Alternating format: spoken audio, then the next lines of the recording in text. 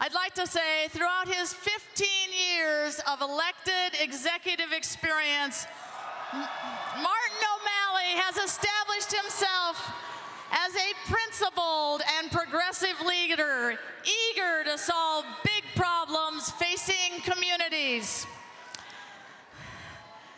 As a member of the Baltimore City Council, then as mayor of Baltimore, and finally as governor of Maryland, Governor O'Malley brought people together to get things done on progressive issues.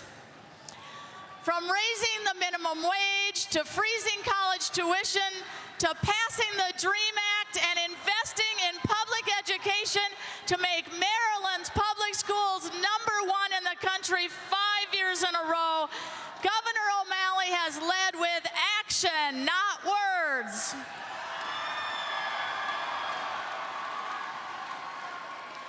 No matter the role, Governor O'Malley has always put working families first and fought for the American dream.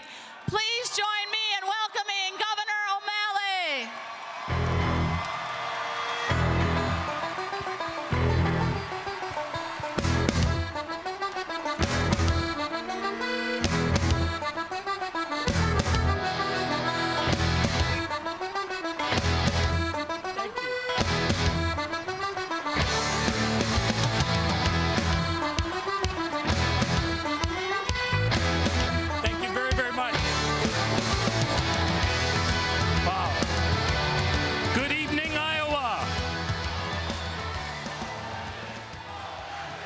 Thank you. Guys, thank you. Thank you very, very much. Dr. McGuire, I want to say thank you to you and the Iowa Democratic Party, and let me say what a great honor it is to come before you on this stage and to do so along with Secretary Clinton and Senator Sanders, two people for whom I have a tremendous amount of respect.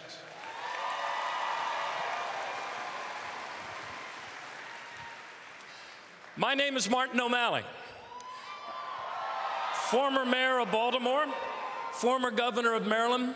I am a lifelong Democrat. I'm running for president of the United States. I intend to win, and I need your help.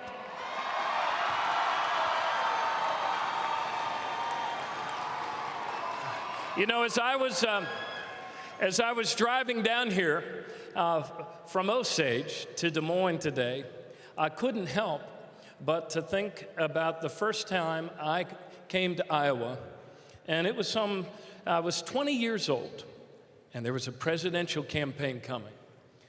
And me and my buddies, about 5 of us, piled into a Subaru from Maryland, and we wanted to come out here to work for our underdog upstart candidate because we knew that this is where it starts, here in Iowa, and we wanted to change the world. And they dropped me off at 6 a.m., true story, at the Greyhound bus terminal in Davenport, Iowa. And I had nothing but my parka, my guitar, and a duffel bag full of winter clothes. But it was over those next several months that I fell in love with Iowa and the people of Iowa. And I thank you all for what you do for our country every presidential election.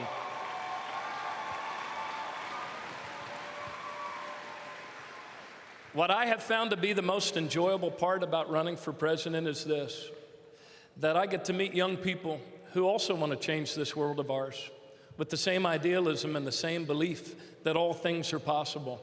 And I know it's easy, especially in these times, to become discouraged by our gridlocked Congress and by division and polarization in our national politics. So I want to urge you to do as I do. And if you want to know where our country is headed, talk to her young people under 30, because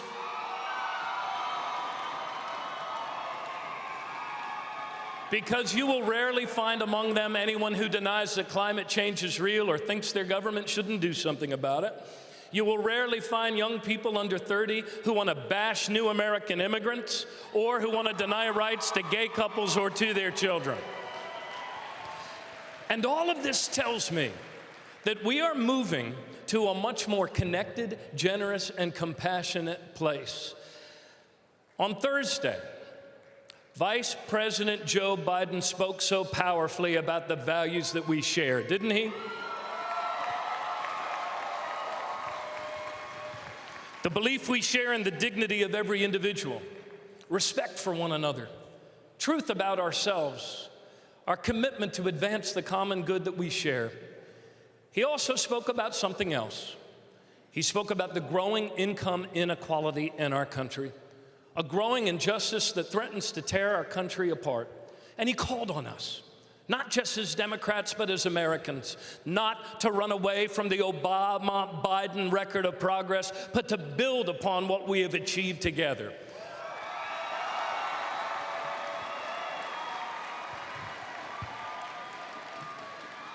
And to be fearless about our progressive values, our ability to solve this problem, and our ability to make our economy work again for all of us.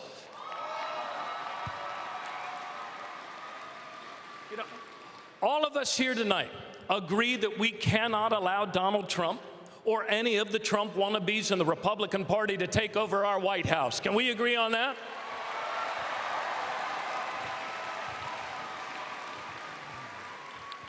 But as candidates, we do have some differences on issues, and we do differ on who we believe is best prepared to lead America forward, especially in these new times. Who gives our party the best chance to win in November? In 3 months, the people of Iowa will make a critical decision.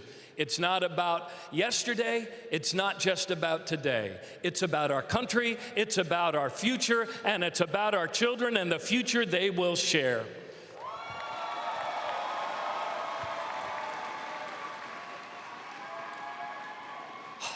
And while all of the candidates here tonight share progressive values, not all of us have a record of actually getting things done. I do. With 15 years of executive experience as mayor and as governor, I have learned how to be a very effective leader. I have learned how to get things done. I am clear about my principles. I know where I stand. We passed the living wage, we raised the minimum wage, we froze college tuition for 4 years in a row, and these were actions, not words. As governor, I made it easier and not harder for workers to bargain collectively for better wages for all Americans. Actions, not words. And instead of cutting public education funding as governor, I actually increased funding for public education by 37% and memo to Governor Branstad, we made our public schools the best public schools in America 5 years in a row. Actions, not words. And along the way, I brought people together to pass the DREAM Act, to pass marriage equality, and to pass the most comprehensive gun safety legislation in the United States, with universal background checks and a ban on combat assault weapon sales. Actions, not words. You know, my wife Katie and I have 4 great kids, Grace and Tara and William and Jack. And like you, there's nothing we wouldn't do to give them a better life with a better future and more opportunity than we've had. True story. My oldest daughter, Grace, is a public school teacher. Any teachers in the audience here tonight? There we go.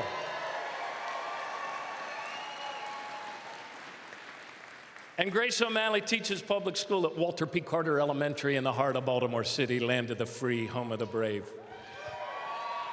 And about a little over 100 days ago, when her dad announced for president, she returned to her first grade class, adorable 100% African-American kids eager to learn. And there was a buzz in the room, and a little girl named Sabina came up to her, tugged her on the sleeve, and she said, Miss O'Malley, I'm not so sure about this idea of your father running for president, because quite frankly, I kind of like Barack Obama. Well, a lot of us like Barack Obama, right?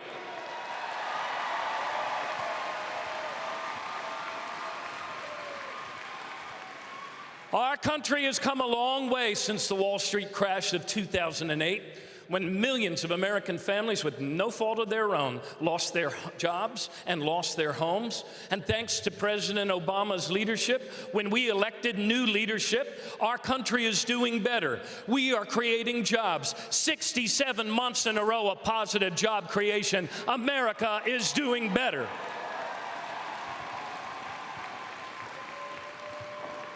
And there is no progress without jobs. But we elected a president. We didn't elect a magician. And there is urgent work that needs to be done. For yes, there is, in fact, in our country today, a growing economic injustice. Our middle class is shrinking. Our poorest families are becoming poorer. And 70% of us today are earning the same or less than we were 12 years ago. And that's the first time that's happened this side of World War II. This is not how our country's supposed to work. This is not how our economy is supposed to work. And injustice does not solve itself. We must solve it, and we must solve it with new leadership and with action. Actions to make wages go up again for all Americans. Actions to invest again in our own country's long-term potential, to make college a gateway to opportunity and not a trapdoor to a lifetime of crushing debt. Actions that actually square our shoulders to the great challenge of climate change and make this challenge our opportunity. We are Americans, and we make our own future, and we need to start doing it again today.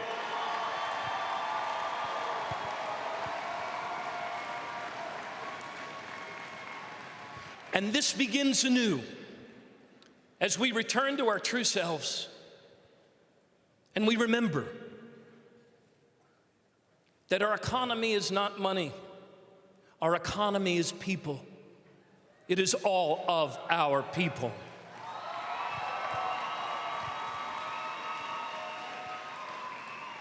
A stronger middle class is not the consequence of economic growth. A stronger middle class is the cause of economic growth.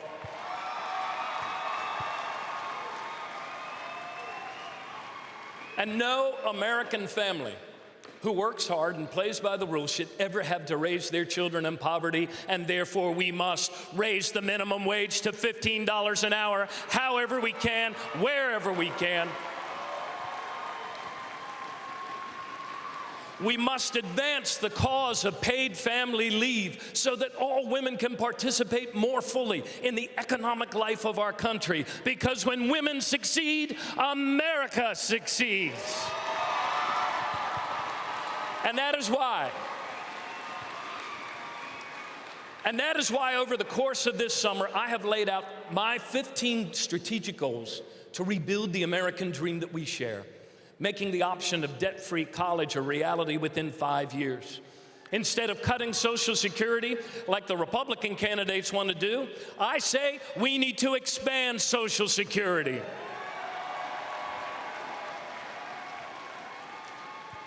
And I am the first candidate in this race, and let us hope not the last, to put forward a plan to move America forward to a 100% clean electric grid by 2050 and create 5 million jobs along the way. Here's one for you. Here's one for us. Do we want wages to actually go up and not down? Then how about this? How about this? How about we get 11 million of our neighbors out of the off-the-books shadow economy and onto the full and open books of an American economy by passing comprehensive immigration reform now with a path for citizenship for all?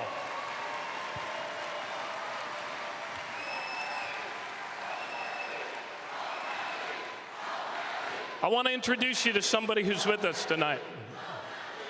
There is a person with us tonight. Her name is Kenya Alejandra Calderon. And Kenya is a dreamer here with us tonight. She was born in El Salvador and is now a student at Drake. And along the way, And along the way, she's become a fearless advocate for citizenship rights for herself and millions of Americans like her. And therefore, to that immigrant bashing, carnival barker, Donald Trump, let us stand together and say that the enduring symbol of our nation is not the barbed wire fence, it is the Statue of Liberty.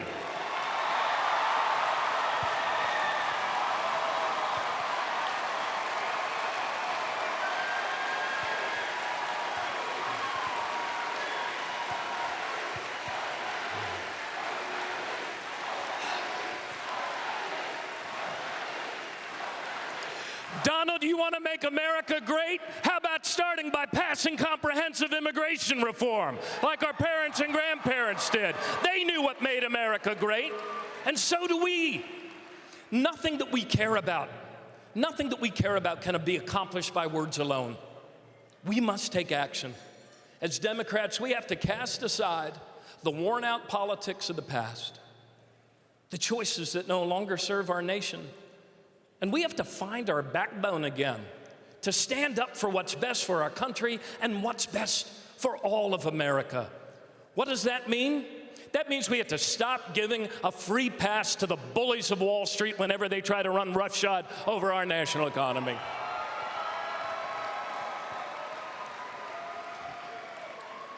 I have never represented Wall Street, and I sure as hell won't be taking economic orders from Wall Street when I am working for you in your White House.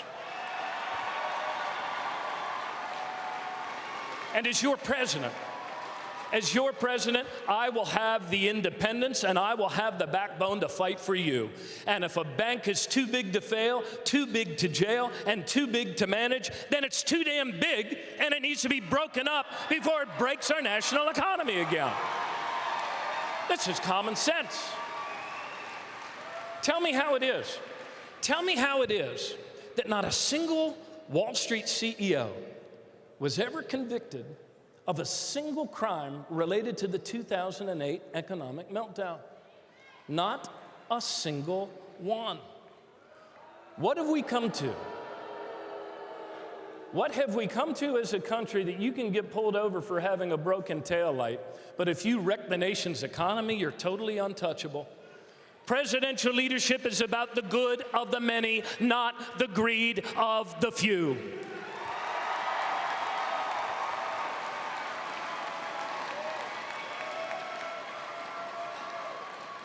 And that is why I also say that we have to stop sending American jobs and American profits overseas with bad trade deals like the Trans-Pacific Partnership.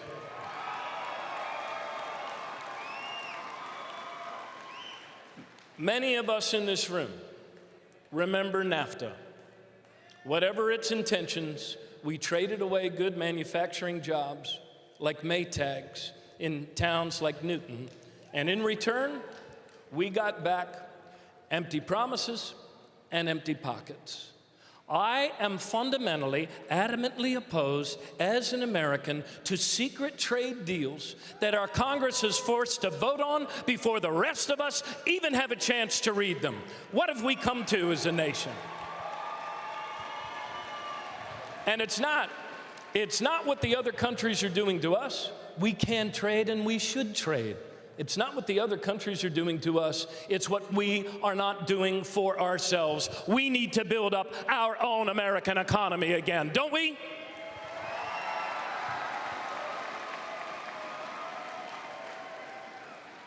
And finally, we must have the courage to put our children's safety each and every day ahead of the craven and morally bankrupt interests of the National Rifle Association.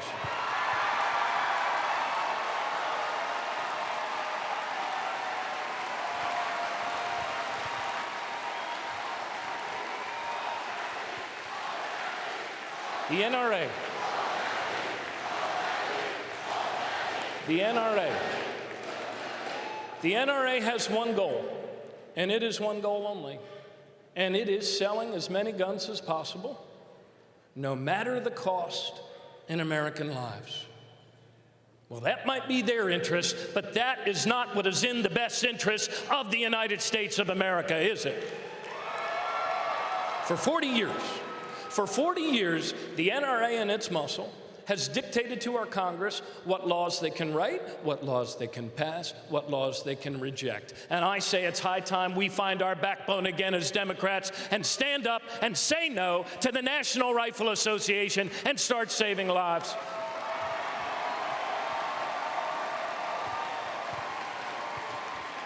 I am passionate about this because I have been to a lot of funerals. And as President Obama said, if terrorists had killed 400,000 Americans since 9/11, we would be moving heaven and earth to stop them, wouldn't we? But Americans have killed 400,000 Americans with guns, and we cower from the political lobbying power of the National Rifle Association. Enough is enough. It doesn't have to be this way.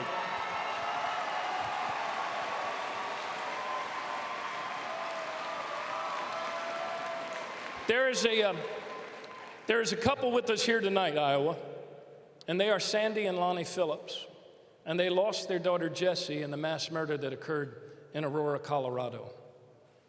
And they're here with us tonight.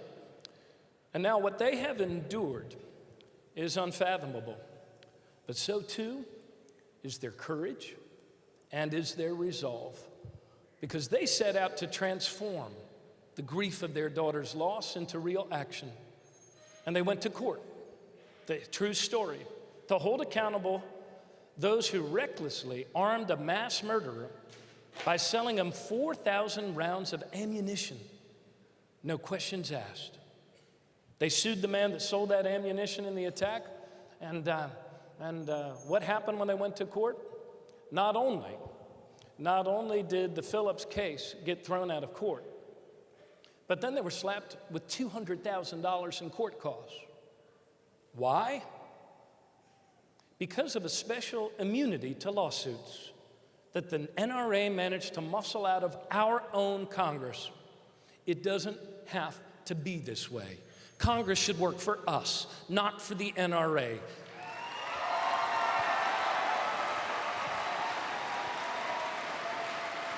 To save lives, we know what to do. Common sense tells us what to do. To save lives, we must require universal background checks. We must ban the sale of combat assault weapons to save lives. We must use the buying power of our own federal government, the biggest customer gun companies have, to refuse to buy guns from any company that doesn't use the latest and the best safety technology. And to save lives, we have to stop giving immunity to gun manufacturers and gun dealers who sell weapons of mass murder to criminals and psychopaths. It's only common sense. And so, Senator Sanders, join me now. Secretary Clinton, join me now, and together in this campaign, we can forge a new consensus for change. We can save lives, because one American life is worth more than all of the gun sales in America.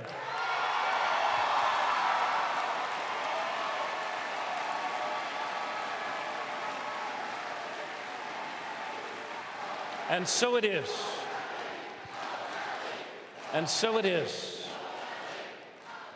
In 100 days, the people of Iowa will decide new leadership or the same old battles of our past, actions or words.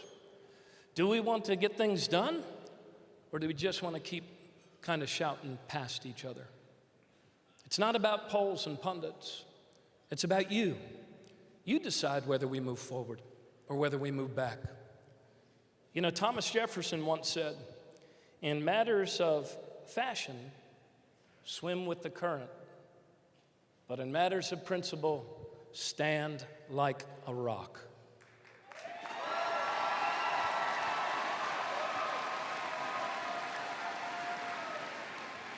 In these fast and rapidly changing times, America needs a president who will stand like a rock. A weather vane shifts positions every time the wind changes. Effective leaders do not. I know who I am. I know what I believe, and I am willing to fight for it.